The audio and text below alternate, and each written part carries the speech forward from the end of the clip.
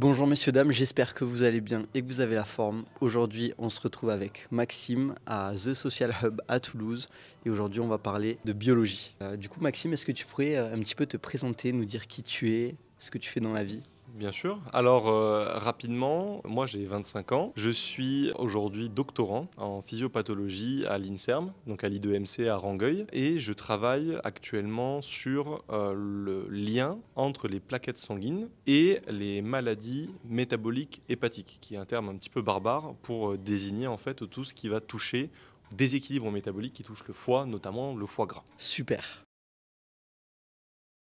Qu'est-ce qui t'a conduit à choisir la physiopathologie? Qu'est-ce qui t'a plu là-dedans et pourquoi pas une autre branche? Alors, il faut savoir que dans la catégorie de la biologie, ça englobe tout un tas de sous-domaines, comme tu dis, la physiopathologie, l'inflammation, le cancer, tout un tas en fait de thématiques actuelles dont on peut entendre parler dans les médias. En fait, la recherche française s'inscrit dans une volonté aussi du public de vouloir faire avancer les choses sur des problèmes de santé. Et c'est cette dernière notion, moi, qui m'a vraiment beaucoup intéressé, c'est la notion de santé intégrée dans un contexte physiopathologique. C'est-à-dire que moi, ce que je trouve vraiment hyper passionnant dans cette thématique-là, c'est que on cherche à aller comprendre comment fonctionne une maladie et de surcroît, si on comprend comment elle fonctionne, alors on peut avoir des approches pour la guérir. Alors, je ne prétends pas médecin, loin de là, mais l'idée de la recherche en physiopathologie, c'est derrière d'avoir des clés pour trouver des cibles qui vont pouvoir constituer potentiellement des thérapies qui vont pouvoir être développées après pour traiter tout un tas de maladies. Et c'est ça que je trouve vraiment intéressant, même si d'autres domaines de la biologie, comme la biologie cellulaire, la biologie moléculaire, sont vraiment tout aussi passionnants. Mais moi, c'est vraiment ce contexte intégré et surtout très appliqué. On a beau parler de biologie fondamentale, l'objectif à la fin, c'est toujours de trouver quelque chose qui pourrait améliorer la santé et le quotidien des personnes qui souffrent de pathologies. Et ça, c'est vraiment quelque chose qui me tient beaucoup à cœur. C'est super intéressant et du coup, tu dis que ça permet de mieux comprendre la maladie, de la guérir éventuellement. Et est-ce qu'il y a une partie un petit peu prévention, anticipation avant que cette maladie arrive ou c'est uniquement si elle est présente qu'on va pouvoir intervenir? Alors, bien sûr, il y a ces deux aspects-là. En général, en tout cas moi dans mon projet, la manière dont on a abordé les choses, c'est effectivement de deux points de vue. Le point de vue curatif, c'est-à-dire est-ce que lorsque la pathologie est installée, on peut trouver des cibles sur lesquelles on pourrait améliorer la condition de cette pathologie et qui derrière pourraient être développées pour des traitements médicaux, ou alors effectivement, comme tu dis, le côté prévention, est-ce qu'on est capable d'identifier quels peuvent être des facteurs de risque, quels peuvent être des facteurs qui vont permettre de limiter le développement de la pathologie. C'est surtout ça en fait la prévention, c'est sur quel levier on est capable d'agir pour limiter le développement de la maladie et surtout en fait comment est-ce qu'on peut intégrer ça potentiellement dans des parcours thérapeutiques. Ça c'est plutôt le côté médical, mais vraiment nous, quelle cible on peut leur proposer pour que eux l'intègrent à des parcours thérapeutiques qui derrière permettent effectivement de prévenir des maladies qui aujourd'hui, dans le cas en tout cas de ces maladies métaboliques hépatiques, sont en fait difficilement détectables puisque peu pathologiques initialement. On n'en souffre pas, hein. Le foie gras, on en bouffe tous les Noëls, hein. C'est le foie gras de canard. C'est la même chose et le canard il n'est pas forcément en mauvaise santé. C'est un phénomène physiologique naturel mais qui, comme n'importe quelle balance, lorsqu'elle est déséquilibrée, mène à terme à des complications. Et effectivement, ce côté maintien d'une balance saine et équilibrée, ça fait partie des éléments de prévention sur lesquels on peut agir. Et même dans un cas où cette balance a été déséquilibrée, trouver des voies qui permettent de rééquilibrer, on va dire un petit peu artificiellement cette balance chez les personnes où elle est en équilibre, on va dire métastable, c'est-à-dire qu'elle peut chuter à tout moment. Super, et quand tu parles de balance, est-ce que ça a un rapport avec la balance acido-basique ou c'est autre chose? Alors, pour cette pathologie-là, on parle plutôt de balance métabolique, c'est-à-dire la différence entre ce qu'on va apporter au corps et ce que le corps va consommer. Ça, c'est super important parce que c'est un élément qui en fait est intrinsèque, c'est-à-dire que toutes les personnes n'ont pas même capacité métabolique à engranger de l'énergie et à la stocker de différentes manières.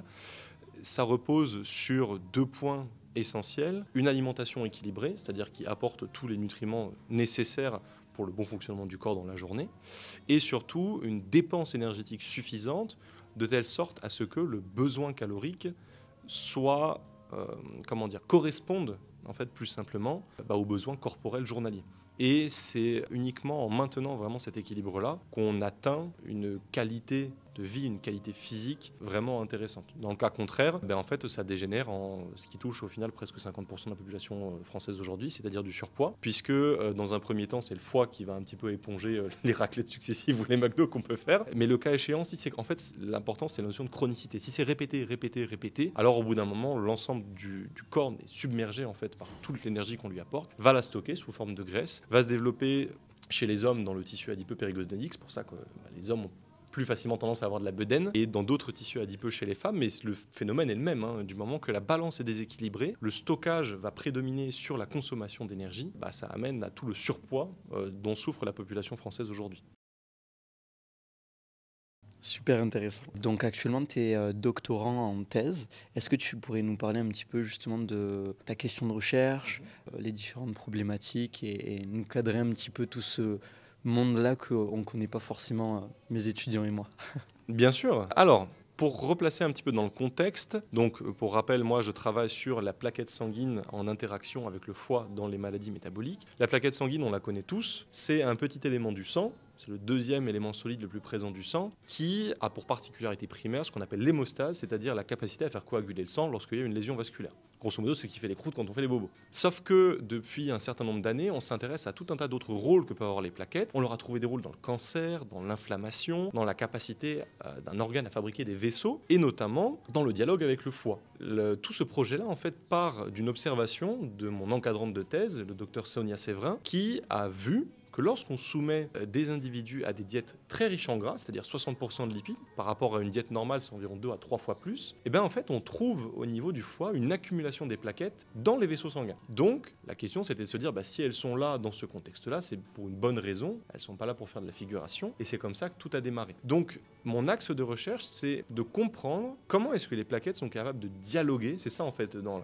le côté physiopathologie dont je te parlais tout à l'heure, qui est vraiment passionnant, c'est de ne pas prendre chaque élément de manière isolée, mais vraiment comme un dialogue. Elles sont pas là pour simplement se regarder, elles sont vraiment là pour dialoguer, en fait, avec le foie en général. Donc on a eu tout un pan de ce projet-là qui était vraiment d'un point de vue phénotypique, c'est-à-dire quelle apparence a le foie, quelles sont ses caractéristiques biologiques, biochimiques, est-ce qu'on a des marqueurs qui sont témoins de l'avancement de cette maladie du foie gras. Et donc ça, c'était le premier pan que j'ai développé. Le deuxième pan que je développe en ce moment, c'est qu'on a vu que les plaquettes, dans les phases de développement de cette maladie, elles ont un rôle qui, a priori, nous semble plutôt bénéfique. L'idée maintenant, c'est d'aller chercher un peu plus en profondeur pourquoi, comment ça fonctionne. Et là, c'est là tout le sel du truc, c'est qu'on va regarder à l'échelle cellulaire comment ça se passe. Donc, notre idée, ça a été de récupérer en fait les cellules du foie. Donc il faut savoir que le foie est un organe qui contient tout un tas de types cellulaires différents. Le type cellulaire prédominant, c'est ce qu'on appelle les hépatocytes. Cytes pour cellules et hépato pour le foie. Cellules du foie, on a fait simple. C'est ce qu'il y a le plus de toute façon. Qui en fait sont les cellules qui stockent le gras. Quand on a le fameux raclette, c'est elles qui vont récupérer le gras de manière transitoire.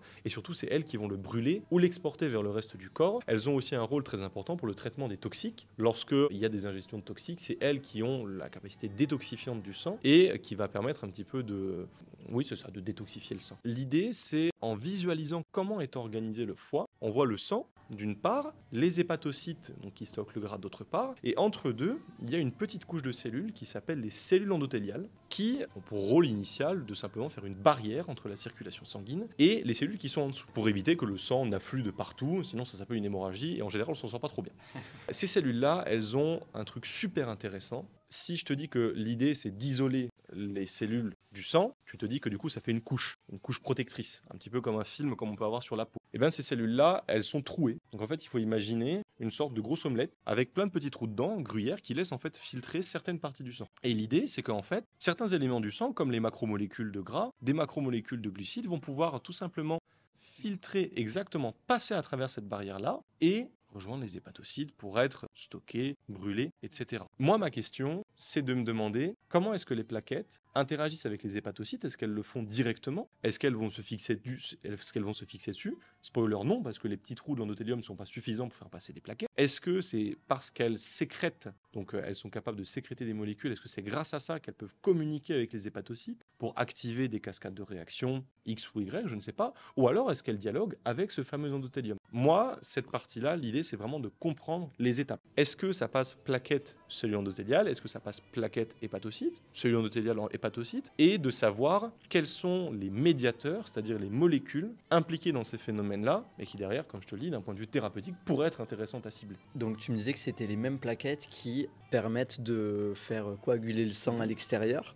Et comment ça se traduit à l'intérieur? Est-ce qu'il bloque quelque chose du coup ou... Alors, je sais pas si c'est clair ma question. Oui, ta question est très claire, parce qu'on aurait tendance à se dire, si les plaquettes, elles forment ce qu'on appelle un caillot, pour boucher les lésions vasculaires que le corps peut subir, elles pourraient faire la même chose à l'intérieur du foie. Sauf que, si on fait ça, on a un problème parce qu'on coupe la circulation du foie, l'organe nécrose et meurt. Donc pour ça, on s'intéresse un peu plus précisément aux formes que peuvent prendre ces caillots des plaquettes. Elles forment en fait ce qu'on appelle les microthrombis, c'est-à-dire pas le gros thrombus classique comme on voit quand on se fait mal, vraiment des petits agrégats temporaires. Et comment ça marche, c'est qu'en fait la plaquette au repos, elle a une forme, on va dire un petit peu de ballon de rugby, un petit discoïde. Sauf que quand elles s'activent, elles agrègent, elles changent de forme pour une forme sphérique et elles vont sécréter des molécules. Et en fait c'est là le truc, c'est que quand on forme ces microthrombis, on active les plaquettes et donc elles sécrètent les granules qu'elles contiennent. C'est tout un tas de molécules qui servent à faire la cascade de la coagulation, mais qui ont potentiellement aussi d'autres rôles. La plaquette, entre autres, elle contient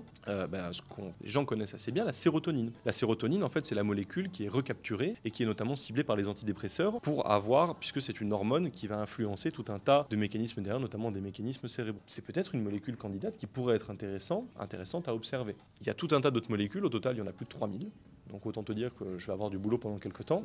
Et la stratégie à ce moment-là, c'est effectivement d'essayer d'écrémer un petit peu ce gros paquet pour savoir qu'est-ce que nous, derrière, on pourra cibler, qu'est-ce qui nous serait intéressant. Qu'est-ce que tu pourrais nous dire sur le lien entre donc, ta question de recherche, ton sujet, et le contexte actuel? Est-ce qu'il y a vraiment un lien fort? Est-ce que temporellement? Alors, oui, sinon je ne me serais pas penché dessus. Et puis, l'État ne subventionnerait pas des projets comme ça. Non, il y a vraiment une question très importante à propos de ça, étant donné que, comme je te le disais précédemment, les maladies métaboliques, elles touchent aujourd'hui grosse partie de la population, même mondiale. D'après l'OMS, on a, je ne saurais pas te redire les pourcentages de tête, je ne m'en souviens plus, mais on a vraiment une grosse... En fait, ils qualifient ça presque d'épidémie, de pandémie, surtout dans les pays développés, où, quand on voit la population américaine, on atteint des pourcentages d'obésité qui sont vraiment énormes. L'idée, c'est que cette pathologie-là, elle s'intègre dans ce qu'on appelle le syndrome métabolique, c'est-à-dire tout un tas de dérèglements qui, lorsque la balance métabolique se dérègle, en fait, sont une conséquence de ces soucis-là. Ça inclut l'obésité, mais qui derrière a des effets sur le pancréas, qui donne le diabète de type 2, a des effets sur le foie, a des effets sur le sang, tout un tas de problèmes qu'en fait, on aimerait soit pouvoir régler à l'instant T, mais ça, pour le coup, c'est comme je te le disais, c'est l'hygiène de vie qui impacte l'état de ton corps, ou chez des gens où on a des susceptibilités de développement de ce syndrome métabolique, pouvoir faire de la prévention, mais de la prévention potentiellement médicale. C'est-à-dire chez des gens où on va pas forcément avoir, tu vois, des gens qui vont avoir se dire go muscu et let's go, je reprends ma vie en main, je prends une hygiène de vie saine. Essayer, ou même chez des gens c'est pas possible, c'est-à-dire des gens qui sont vraiment déréglés hormonalement, qui ont un métabolisme complètement dérégulé, d'aller vraiment cibler thérapeutiquement ces gens-là pour éviter toutes les complications qui en surviennent. Parce que ce qu'il faut pas oublier, c'est que ces problèmes-là de santé, donc, qui déboulent sur du diabète de type 2, c'est-à-dire des traitements à l'insuline après, de l'obésité, etc., c'est des choses aussi qui coûtent au système de santé. Donc mécaniquement, ça fait de ces enjeux de santé-là des enjeux de santé publique. Aujourd'hui, c'est reconnu comme enjeu de santé publique, les maladies métaboliques, pour la santé, vraiment la santé des gens, étant donné qu'on adopte des modes de vie de plus en plus sédentaires, la nourriture devient facilement accessible. Ça fait partie des questions, des enjeux majeurs, en tout cas déjà de mon point de vue, du 21e siècle, au même titre que le cancer, au même titre que toutes ces pathologies-là qui, étant donné le vieillissement de la population, deviennent problématiques à un moment donné de l'existence. Et qui du coup touchent aussi un peu notre aspect économique au niveau de comment est-ce qu'on va gérer toutes ces maladies au niveau de la population. Exactement. Ok. Tu me disais qu'il y a des personnes qui peuvent être un petit peu prédisposées. C'est des prédispositions biologiques, je pense, qui viennent de la famille, qui viendraient de l'environnement. Alors, c'est des prédispositions des deux. Il y a l'effet génétique. Il y a quelques études qui ont montré que des éléments du diabète de type 2 peuvent se transmettre de génération en génération. Alors, ce ne sont que des prédispositions. Ça fait partie de ce qu'on appelle l'épigénétique. C'est des modifications du code génétique qui sont temporaires et qui ne sont pas vraiment les modifications de ton ADN en tant que tel. C'est ce qui va se greffer dessus. L'épigénétique, c'est quoi?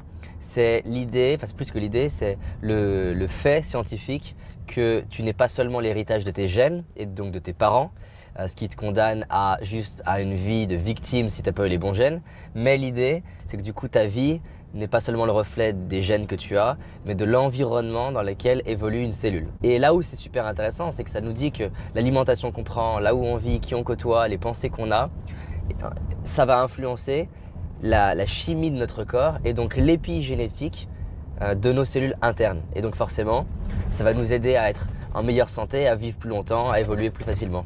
Et tout le contexte environnemental, c'est-à-dire par exemple des personnes stressées. Le stress, on sait que ça a un impact très fort sur la capacité du corps à réguler son métabolisme, le mode alimentaire, la sédentarité ou non, et puis tout simplement les capacités aussi intrinsèques du corps, en fait la balance métabolique intrinsèque du corps, c'est-à-dire le niveau basal d'énergie qu'il faut à ton corps pour fonctionner. Qu'on soit un homme ou une femme, et même au sein de ces groupements hommes ou femmes, il y a des variations très fortes entre les individus, donc c'est quelque chose qui est assez difficile à généraliser, et là on est vraiment sur la différence, tout le monde est très différent, mais parce qu'il suffit de constater qu'on peut retrouver des personnes très grandes et très maigres, des personnes très grandes et pourtant beaucoup plus épaisses, qui peuvent avoir pourtant des styles de vie assez équivalents. Pour autant, c'est conditionné, comme tu le dis, par l'environnement, des expositions à des polluants, des expositions à tout un tas de choses, au stress, qui fait qu'il y a potentiellement beaucoup d'explications à des dérèglements métaboliques, mais aussi beaucoup de leviers intéressants sur lesquels on peut agir, même au-delà d'un simple traitement médical, pour prévenir ces maladies. En psychologie et notamment aussi en biologie, il me semble qu'il y a un débat qui est assez grand, que peut-être tu connais, entre l'inné et l'acquis, entre l'environnement et la biologie, entre l'interne et l'externe.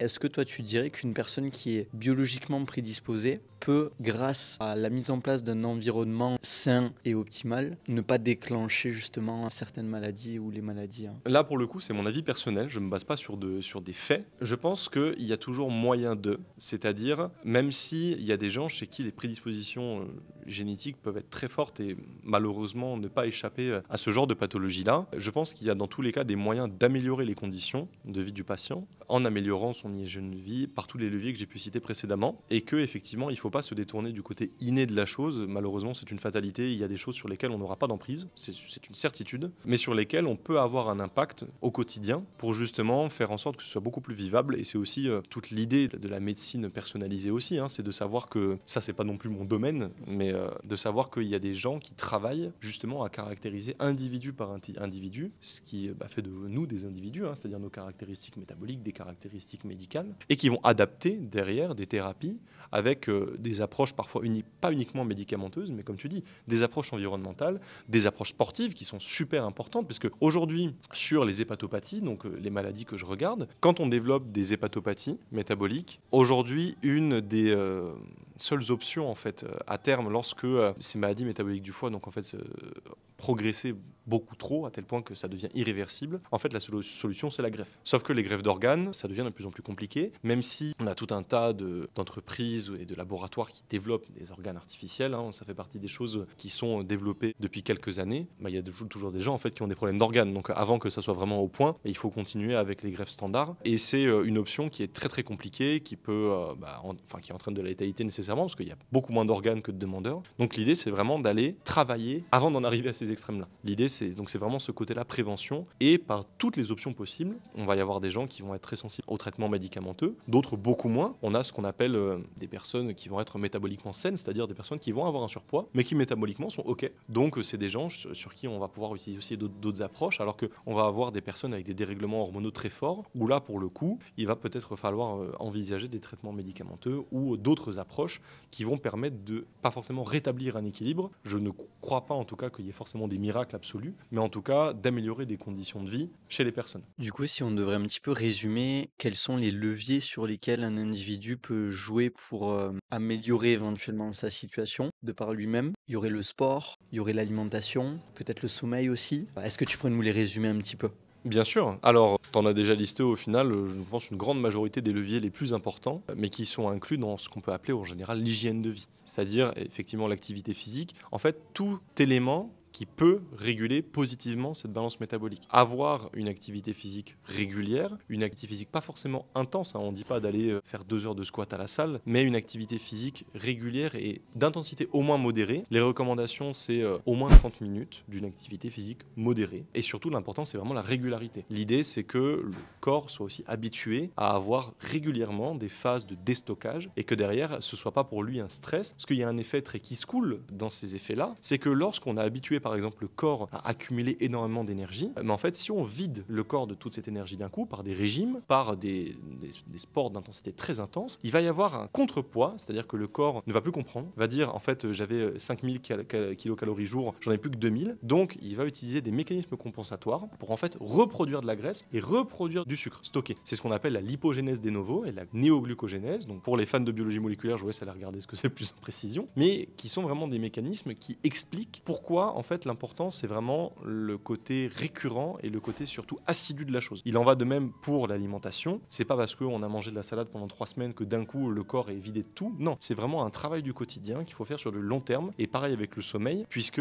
on a énormément de mécanismes physiologiques, notamment liés au métabolisme, qui sont cadrés sur le cycle circadien. C'est le nom qu'on donne en fait à l'alternance entre les phases d'éveil et les phases de sommeil. Et un équilibre sur ces 3 aspects-là ne garantira pas forcément d'avoir un équilibre métabolique, mais en tout cas maximise les chances de réussite, de retrouver des situations stables en termes de métabolisme. Du coup, un truc sur lequel je voudrais être plus précis, c'est par rapport à ce que je disais juste avant, même si je me suis prononcé sur un certain nombre de choses en lien avec les thérapies, etc. Moi, je ne suis pas médecin, faut pas l'oublier. Tout ça, c'est vraiment le côté médical. Et moi, je suis là pour le coup, ce n'était vraiment que des avis. Là où par contre, c'est vraiment les faits, c'est sur le côté recherche médicale. C'est très important, même si les deux sont en très étroite communication, de dissocier les deux. Nous, on fait de la recherche pour la médecine, mais pas, je suis pas médecin. Donc, c'est pas moi qui va aller prescrire des choses derrière à des patients. C'est simplement effectivement de comprendre les mécanismes pour derrière avoir des pistes thérapeutiques pour les médecins. Est-ce que tu as déjà entendu parler, je pense que oui, de métabolisme rapide et métabolisme lent? Et est-ce que du coup ça fait partie un peu de tes recherches ou pas du tout? Alors ça, pour le coup, pas du tout. C'est assez éloigné de ce que je fais et j'avoue, pour le coup, je saurais pas te répondre là de suite si c'est une légende urbaine ou si c'est un vrai fact. S'il y a des gens qui savent, n'hésitez pas à informer Hichem de ça. Mais pour le coup, on évite de rajouter ces paramètres-là dans la recherche, étant donné que la biologie est un domaine déjà assez compliqué, qui englobe énormément de paramètres à la fois. Donc si on peut éviter de recadrer les choses et éviter de rajouter beaucoup plus de paramètres qu'il y en a déjà, c'est pas plus mal. Maintenant qu'on a pu un peu voir tes sujets de recherche et tout ce que tu vois un petit peu au quotidien, j'aimerais qu'on revienne sur ton statut du coup qui est doctorant.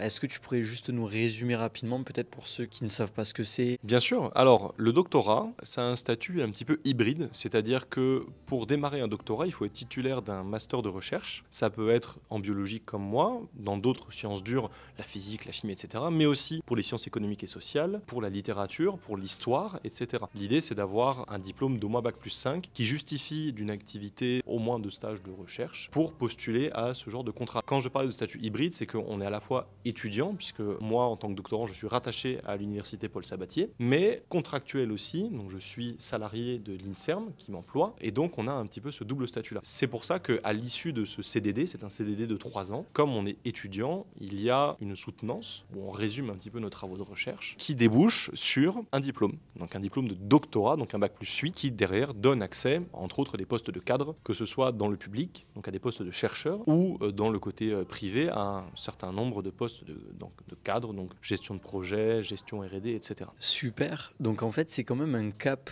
bien différent du statut étudiant qu'on peut avoir quand on fait une licence ou un master. Tu as parlé de contrat, de CDD, c'est-à-dire qu'une fois qu'on est diplômé d'un master de recherche, on va avoir des offres de sujets de doctorat et on va postuler. C'est ça. Alors, on peut retrouver des écoles doctorales, c'est-à-dire que sur Toulouse, par exemple, il y a plusieurs écoles doctorales. Moi, j'appartiens à l'école BSB, Biologie, Santé et Biotechnologie, qui possèdent chacun leur propre site. Vous avez, de toute manière, vous pouvez retrouver sur Internet le site de toutes les écoles doctorales de France, où sont répertoriés chaque année des sujets de thèse, donc avec les chercheurs associés, et surtout les financements. Alors, il faut savoir que le financement d'une thèse, c'est-à-dire en fait la paye, n'est pas garanti sur tous les sujets de thèse. En biologie, en chimie, en sciences en sciences dures en général, ça l'est. Il faut savoir qu'il y a par exemple des thèses en sciences sociales, en littérature, en histoire, où les financements ne sont pas proposés systématiquement. Malgré que ce soit un contrat, c'est encore des statuts assez différents. Là, pour le coup, ce sont des offres en fait sur lesquelles on postule sur les écoles doctorales. Il y a des financements qui peuvent venir d'organismes indépendants. Par exemple, moi, ce qui me paye, c'est la région Occitanie. De l'autre côté, il y a aussi l'école doctorale elle-même qui alloue des bourses chaque année qui permet de payer les doctorants tout au long de la thèse, c'est-à-dire tout au long des 3 ans. Mais pour ça, il faut passer ce qu'on appelle le concours de l'école doctorale, c'est-à-dire à l'issue du Master 2 de recherche, aller à un oral avec un assez bon dossier universitaire pour présenter une thématique de recherche sur laquelle on voudrait étudier en thèse et défendre ce sujet-là pour recevoir une dotation qui permettra d'effectuer la thèse pendant au minimum 3 ans. Ok, très bien. Donc il y a en fait les deux possibilités. La possibilité de postuler à un sujet proposé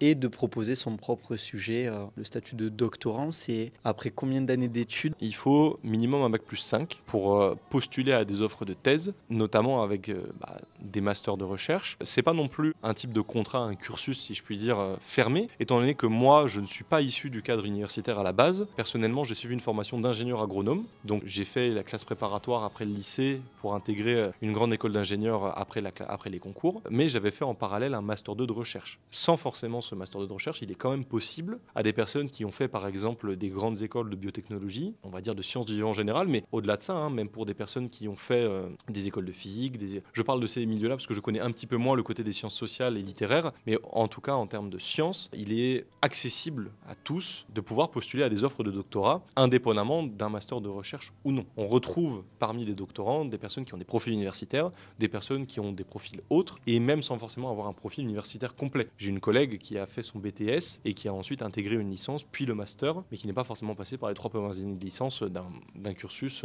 en ligne droite. Avec un bac+3, on peut postuler sur une thèse ou c'est pas possible? Malheureusement non, le bac+5 est vraiment nécessaire pour le doctorat, le master de recherche de surcroît, étant donné que dans le cadre universitaire français en tout cas, cela se veut comme la suite logique du master, notamment du master de recherche, pour atteindre du coup ce diplôme de bac+8. Et est-ce que, admettons, une personne qui a fait toutes ses études, qui a son bac+5, qui décide d'aller travailler pendant 1 an, 2 ans, 3 ans, 5 ans, et ensuite de revenir pour faire une thèse, est-ce que c'est quelque chose qui est possible? Bien sûr, c'est possible puisque ça a été mon cas. À la sortie de l'école, du coup, j'ai travaillé pendant 1 an en tant que technico-commercial, mais voyant que cette carrière-là ne me plaisait pas du tout, j'ai complètement bifurqué pour revenir vers cette carrière de recherche académique, et ça peut être le cas à n'importe quelle étape du cursus, du moment qu'on justifie d'un minimum d'activité en recherche, et du moment qu'on justifie aussi d'une certaine connaissance, bien évidemment, en biologie, étant donné que c'est quand même un sujet qui va occuper pendant 3 ans, sur lequel on va aller chercher vraiment en profondeur sur tout un tas de thématiques. Et puis évidemment, ce qui va compter,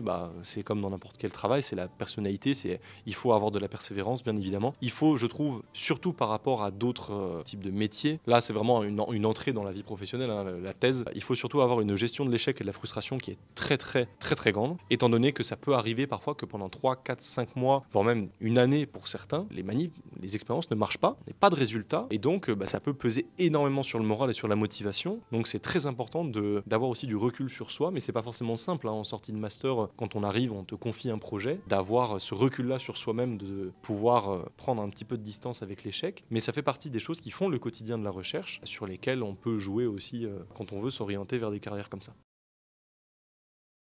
Pour repartir un petit peu sur ton sujet de thèse, et notamment sur l'alimentation, est-ce que tu dirais qu'il y a des aliments peut-être à privilégier, à favoriser ou à éviter pour ne pas se retrouver avec un foie trop gras? Surtout que c'est bientôt Noël, donc là c'est le moment de voir un peu tout ça. C'est ça. Alors là pour le coup, je suis pas fin connaisseur des études qui ont parlé de ça, mais pour le coup, pour moi ça tombe plus sous la case du bon sens. Ce qu'il faut éviter à tout prix, c'est évidemment les produits ultra transformés. C'est-à-dire tout ce qui va contenir en fait des macromolécules, mais qui ont été déjà travaillés, déjà modifiés, qui sont évidemment plus facilement absorbables par le corps, et où surtout la balance entre les sucres, le gras, l'apport énergétique est complètement, enfin ce qu'on appelle des bombes caloriques en fait, est complètement explosée. Donc tout ce qui va être plat préparé, tout ce qui va être malheureusement un certain nombre aussi de plats végés qui sont ultra transformés, qui certes partent de produits, matières premières naturelles à la base, ceux-là sont plus compliqués à assimiler par l'organisme. Pour moi, les aliments les plus simples sont les meilleurs, c'est-à-dire partir de la matière brute, et surtout un conseil qui m'a été donné, mais non pas forcément par un scientifique, mais par un chef cuistot, c'est manger peu, mais manger mieux. Il vaut mieux avoir aujourd'hui surtout, où on est dans un monde très sédentaire, où on a des des bombes caloriques en fait qui peuvent être là en permanence. Au goûter, la raclette, le foie gras, le chocolat, est facile. 2 balles, c'est bon. On peut avoir la tablette de choc et la dégommer en un soir, quoi. C'est important de privilégier la qualité à la quantité et surtout l'équilibre. Avoir de tout, manger de tout. Moi, j'essaye en ce moment, par exemple, de m'intéresser à tous les vieux légumes parce que ils ont plein de propriétés assez intéressantes, parce que ça permet d'équilibrer, de diversifier. Ils ont des apports bien évidemment communs avec d'autres légumes qu'on consomme quotidiennement, mais ça vient mettre un petit peu de diversité dans l'alimentation. Quand tu parlais un petit peu de débat de société, le fameux débat autour de la viande, moi je suis pas d'accord de dire qu'il faut complètement stopper ça. Par contre, réduire ça, je suis complètement d'accord, et surtout de diversifier. Les sources de protéines, on en a plein. On a un sacré nombre d'études qui montrent que les Français boudent les légumineuses, mais ça, il faut y aller. Les lentilles, de quelque sorte que ce soit, c'est hyper bon, c'est riche en fer, c'est très riche en protéines, et derrière, ça permet d'avoir des apports en protéines mais qui sont différents de l'origine animale. Je crois que les recommandations, elles sont assez basses au final, hein. C'est entre 100 et 150 grammes, on va dire des 3 grands types de viande, c'est-à-dire des viandes maigres type les viandes de volaille, des viandes rouges et éventuellement les viandes de porc. Donc ça fait des portions assez réduites, mais on oublie aussi souvent le poisson. Enfin bref, tout un tas d'éléments qui en plus sont super bons. Pour moi, il faudrait rajouter à une diète, à une alimentation pour qu'elle soit vraiment saine et équilibrée. Le saumon, franchement le saumon, on va pas cracher dessus, hein. Donc pour recontextualiser un petit peu, on s'est rencontrés à la Cité de l'Espace lors d'un événement. Est-ce que tu peux nous en parler juste une petite minute juste de cet événement? Où est-ce qu'il a eu lieu et quel était un peu l'objectif? Bien sûr. Alors, le 30 septembre dernier, à la Cité de l'Espace, donc, a eu lieu... Alors si, je me souviens plus du nombre, je crois que c'est la Nuit des chercheurs. Je me souviens plus le nombre d'éditions, je crois que c'est la 10e ou la 11e édition de la Nuit des chercheurs, qui est en fait un événement organisé par Explore, qui se passe dans un certain nombre de villes d'Europe en même temps. Donc en Occitanie, il y a eu Toulouse et Albi, par exemple, qui hébergeaient cet événement, et qui a en fait pour but de rapprocher le public des scientifiques à travers tout un tas d'animations. Donc nous, on s'est rencontrés sur les stands qui s'appellent le Grand Labo. Donc l'idée, c'était de refaire des mises en contexte liées à un thème qui est proposé par l'organisation chaque année pour un petit peu faire toucher du doigt au public qu'est-ce que c'est que la recherche, qu'est-ce que c'est que le métier de scientifique. Et à côté de ça, il y a d'autres événements, des événements par exemple de speed searching, qui vont être un speed dating bien évidemment, mais avec des chercheurs, pour vraiment comprendre ce que c'est que la recherche, qu'importe le type de recherche, hein, que ce soit de la recherche appliquée à la santé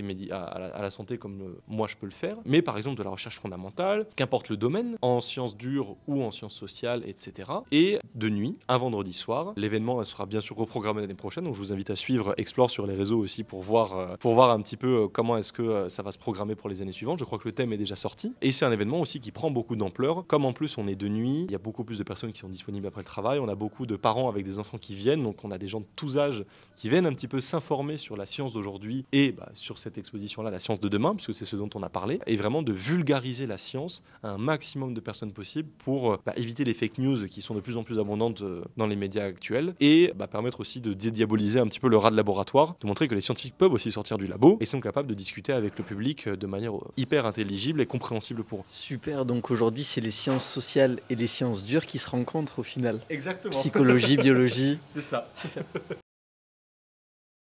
Donc pour revenir un peu sur le côté prévention, comment le sport peut jouer en prévention justement à ce foie gras? Cardio, musculation, quel type de sport? Est-ce que tu peux nous en dire un petit peu? Alors là, je vais partir sur des pentes personnelles. Pour le coup, il y a, je pense, une part de choses qui sont sourcées. J'aurais pas de source à t'apporter là de suite. Mais ce qu'il faut savoir, c'est que dans le corps, donc on l'a dit tout à l'heure, l'énergie elle est stockée principalement sous forme de gras et aussi sous forme de sucre. Même si on a tendance à dire que le sucre rapide, sucre lent, ça circule et c'est pas forcément très stocké, ça existe aussi. Pour consommer le gras, en fait, il faut savoir que ces molécules-là, elles sont pas biodisponibles par le corps de la même manière. C'est-à-dire que lorsqu'on va avoir une activité physique, ce ne sont pas les mêmes biomolécules qui vont être consommées en premier. En fait, ce qui est consommé en premier, c'est les réserves de sucre, notamment par le muscle. Les muscles, la principale réserve d'énergie, c'est surtout sous forme de sucre parce que c'est disponible rapidement et quand on a besoin de faire un effort musculaire, il faut développer de l'énergie rapidement pour les muscles. Donc, ce qu'il faut savoir, c'est que faire 20 minutes de course, c'est bien, mais c'est pas ce qui va permettre de maigrir. L'idée, c'est d'avoir des activités modérées, comme je disais tout à l'heure, mais qui vont être un peu plus longues ou alors de plus en plus longues. C'est là où c'est intéressant parce que la stratégie, c'est de vider en fait les réserves de sucre. Donc, faut pas non plus partir à jeun. Hein. Je crois qu'une séance de salle à jeun, jeun. Voilà, la séance de salle à jeun, c'est pas non plus terrible, hein, en se disant qu'on optimise un petit peu le temps de déchargeage du sucre. Mais il faut, alors pareil, ça dépend du métabolisme, mais on estime qu'entre 15 et 30 minutes permettent de vider correctement les réserves de sucre et qu'à partir de là, on commence vraiment à entamer le gras. Il faut savoir aussi que dans les grandes familles des macromolécules, les protéines sont aussi là-dedans. Donc il ne faut pas s'étonner d'avoir aussi des pertes de protéines à ce moment-là. C'est justement pour ça qu'il faut éviter d'aller à la salle à jeun. Parce que comme du coup, il n'y a pas de sucre, les protéines, c'est pareil, c'est beaucoup plus facile à dégommer que du gras. Donc, il y a des gens qui vont, moi, je ne vais pas dire qu'ils vont perdre du muscle, mais ça arrive d'avoir de la protéolyse, donc de la perte de protéines, parce que les muscles ont besoin de mobiliser de l'énergie. Du coup, ils vont s'auto-ronger pour récupérer l'énergie avant que le tissu adipeux puisse libérer du gras qui va pouvoir être acheminé aux différents organes qui en ont besoin. Donc, l'idée, c'est d'avoir une activité physique régulière, modérée, mais surtout suffisamment longue pour permettre au corps de vider ses réserves de sucre, attaquer le gras. Et si la diète suit comme il faut derrière, c'est-à-dire qu'on ne stocke pas non plus de sucre que nécessaire, plus de gras que nécessaire, au fur et à mesure, plus les exercices vont se répéter, plus le gras va pouvoir être vidé facilement. Et c'est vraiment ce côté chronique de la chose qui est intéressant. L'intensité évidemment joue, mais ça après c'est au dépend de chacun, de la capacité de chacun aussi à réaliser ce genre de choses-là. 15 à 30 minutes, ça varie en fonction des personnes pour commencer à attaquer les parties graisseuses de notre corps. Est-ce que c'est 15 à 30 minutes de cardio, 15 à 30 minutes de musculation? Est-ce que tu sais un petit peu ou pas du tout? Là, pour le coup, je ne saurais pas te dire. J'ai pas de formule magique là-dessus. Moi, spontanément, j'aurais plutôt tendance à te dire le cardio, parce que c'est ce qui va faire le plus accélérer la circulation sanguine, donc qui va avoir qui va mobiliser en fait plus d'organes en même temps. La musculation, c'est très très bien, mais l'idée, c'est que je pense pas que tu perdes du gras avec de la musculation, pour la simple et bonne raison que alors je fais pas de muscu perso, mais il me semble que l'idée de la muscu, c'est d'essayer de se focaliser sur un certain nombre de muscles pour les développer, les traumatiser à répétition pour provoquer une sorte d'hypertrophie musculaire et avoir des gros muscles à cette zone-là. Là, le problème avec ça, c'est que tu vas consommer ton muscle, tu vas le traumatiser, mais tu fais des rounds, je suppose, où du coup, à répétition de rounds, tu vas traumatiser ton muscle de plus en plus. Je ne pense pas que l'effort soit continu, à moins que tu fasses 30 minutes de bench d'une traite et que tu t'arrêtes pas. Donc comme tu as des pauses derrière, je suis pas certain que tu aies la même efficacité. Alors, c'est sûr que c'est efficace, mais je pense qu'il faut pas découpler les deux. Les deux sont importants et les deux vont de pair. Ils ont pas du tout, ça n'a pas le même rôle, ça n'a pas du tout le même effet sur le corps, mais les deux vont ensemble, je pense, pour vraiment avoir une activité physique optimale. Super. Donc moi, je vais pouvoir te partager un petit peu ma vision des choses par rapport à ça. Donc dans la majorité des cas, les gens, quand ils veulent perdre du poids, ils cherchent à baisser leur rapport calorique. Donc tout ce qu'on peut voir, régime, et toucher vraiment à l'aspect nutrition. Et un peu mes formations et mes connaissances au niveau de la musculation, comment ça va fonctionner pour perdre du gras efficacement. Tu vas me dire un peu si tu arrives à avoir la logique. Moi, ça me semble plutôt cohérent. En fait, tout simplement, c'est qu'on va augmenter le besoin calorique du corps, mais tout en lui apportant le même nombre de calories, plus ou moins qu'au départ. C'est-à-dire que le fait de prendre du muscle, ça va augmenter notre besoin métabolique. Donc si par exemple au départ, admettons, on prend un individu qui a besoin de, on va faire des chiffres simples, 1000 calories par jour, qui va se mettre à la musculation, qui va développer du muscle, qui va prendre 500 grammes, 1 kg, 2 kg, son besoin va être proportionnel, donc il va aussi augmenter. Et si admettons, il passe au bout de quelques temps à un besoin de 1500, mais qui continue d'apporter 1000 calories, mais bien construit, c'est-à-dire avec les protéines et tout ça, il a un déficit à l'envers, donc vers le haut, de 500 calories. Et de cette manière-là, du coup, ça permet de ces 500 calories qu'on ne va pas apporter et qui sont peut-être en surplus en termes de graisse, vont pouvoir être consommées de cette manière-là, du coup, via le fait de prendre du muscle en musculation. Est-ce que tu as quelque chose à me dire par rapport à ça? Est-ce que ça te semble cohérent? Moi, ça me semble logique, étant donné que j'ai beaucoup insisté sur le fait qu'il ne faut pas décorréler l'alimentation de l'activité physique. Comme je disais, le principe de diminuer l'apport calorique, il est bon sur le fond, sauf que sur la forme, le corps, en fait, il comprend pas. Il n'arrive pas, en fait, à saisir comme notre cerveau le fait de se dire on prend moins de calories, donc il compense par les mécanismes que j'ai évoqués précédemment. Et effectivement, ça se ramène en fait à la notion de balance vraiment hyper importante dont je parlais. Et c'est exactement ce que tu décris là. Hein. Si tu as du coup un catabolisme, donc c'est-à-dire la capacité à dégrader qui va être plus grande due à un besoin calorique plus important, alors mécaniquement, derrière, tu vas pouvoir moins stocker, donc perdre du stock énergétique plus efficacement. Mais là où c'est vraiment important, je trouve, d'insister en tout cas, c'est sur la notion de régularité et de temps. Ça prend du temps, c'est pas un truc qui se fait en 2 jours, et c'est surtout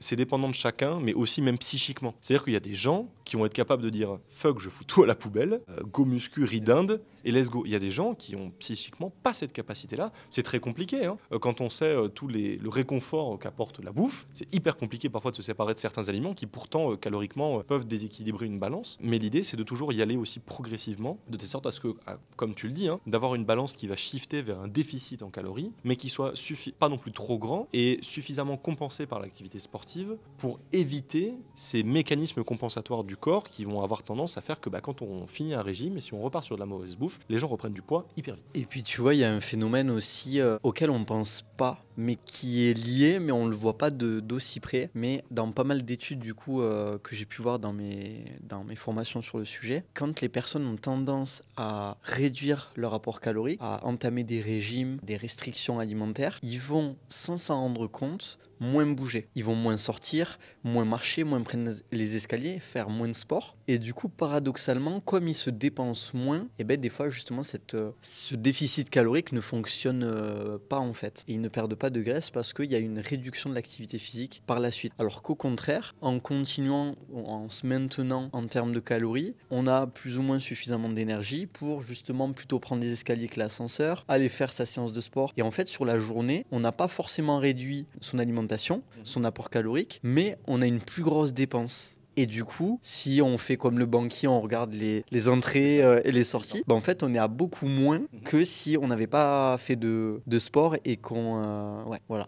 Le mini commentaire que j'ai envie de faire là-dessus, c'est si jamais vous hésitez à aller à la salle, allez-y quand même. Mais même à la salle ou à autre chose, hein, l'activité sportive en général, vous avez l'impression que j'ai martelé ça tout le long, mais la régularité, c'est super important. L'assiduité, c'est super important. Et surtout, comme tu le dis, il y a cette idée que, en fait, faut jouer sur les deux leviers. Comme tu dis, hein, le corps, en fait, il va pas comprendre si tu lui baisses son apport calorique. C'est pour ça, en fait, que les gens vont pas faire d'exercice physique. Ils vont dire, j'ai moins de jus, j'ai moins d'énergie, donc pourquoi je bougerais? Ça n'a pas de sens. Et c'est un réflexe tout naturel. Hein. Faut regarder la survie. Les prédateurs, pendant l'hiver, quand ils ont des apports caloriques hyper faibles, qu'est-ce qu'ils font? Ils hibernent, ils bougent plus. Donc c'est un peu une forme d'hibernation au final. Mais l'idée, c'est justement pour aller pousser le système à l'extrême, d'aller dépenser le peu d'énergie pour justement puiser dans les réserves et commencer à cramer en fait le surplus énergétique qu'on a stocké depuis des lustres. Et c'est vraiment, je pense, le message à retenir, c'est la sédentarité, il faut éviter au maximum. La balance alimentaire, il faut l'équilibrer au maximum. Et avec ces deux points-là, on va éviter un tas de maladies métaboliques énormes. Et puis le sport, voilà les amis. Par le sport.